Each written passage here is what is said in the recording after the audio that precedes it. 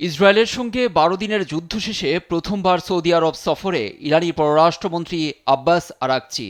সফরে জেদ্দায় সৌদি যুবরাজ মোহাম্মদ বিন সালমানের সঙ্গে বৈঠকে বসেন ইরানের এর শীর্ষ কূটনীতিক। পরে বৈঠককে ফলপ্রসূ বলে বর্ণনা করেছে ইরানের পররাষ্ট্র মন্ত্রণালয়।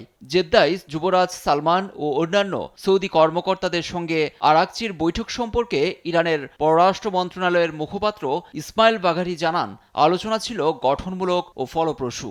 বৈঠকে উঠে আসে ইরান ইসরায়েল যুদ্ধ। যুবরাজ আশা প্রকাশ করে বলেছেন, এ যুদ্ধবিরতি অঞ্চল জুড়ে নিরাপত্তা ও স্থিতিশীলতা সৃষ্টির উপযুক্ত পরিবেশ তৈরি করবে।